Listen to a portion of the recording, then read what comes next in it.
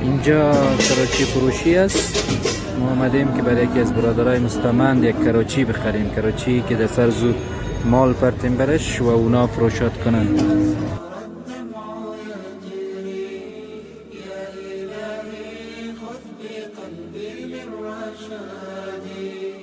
أشرقت نفسي بنور من فؤادي حينما رددت يا رب العباد وانتشت روحي وصار الدمع يجري يا إلهي خذ بقلبي للرشاد.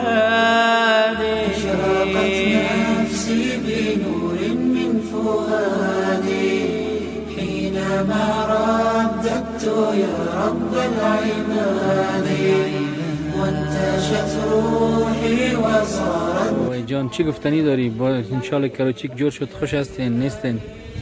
والا خدا دوم و شما خوش هستین که رزق روزی حلال پیدا میکنید. بسیار خوش هستین. اون کسایی هم که کمک کردن دیگه دعا کنین برشان. اون کمک اجر کسایی که کمک کردن خداوند دیگه زیاد بتیشم که همه درای خیر بر مردم کمک کنه. صحیح.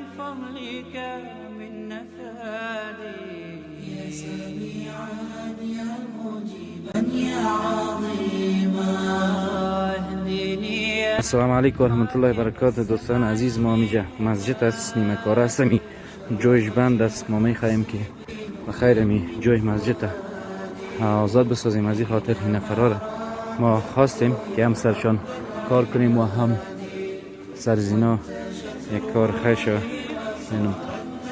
بگیم پیاده را این مزدورکارا را آوردن. سلام علیکم. چطور هستی؟ اسمت چی است؟ چند روز کار پیدا نکردین؟ ده 15 روز 29 کار نخورده. نمی‌فهمم که اشتباه رسید چی رقم مزدور پیش بود. بیا خیر باشه. شما چی نام دارین؟ سلام علیکم. سلام علیکم.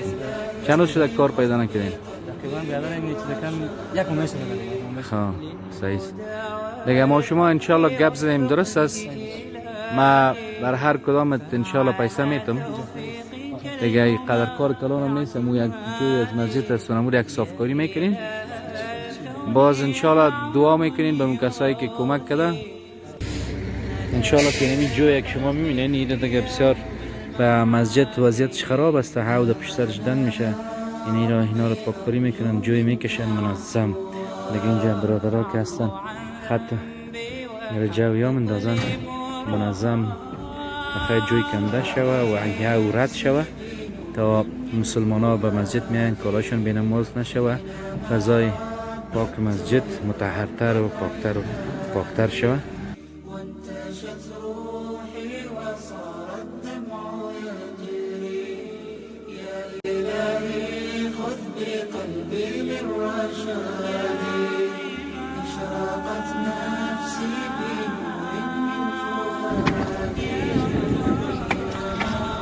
مانده نباشه. چطور از کار مسجد است دیگه بخیره و دل پر کار میکنین. خیر ببینین، خیر ببینین.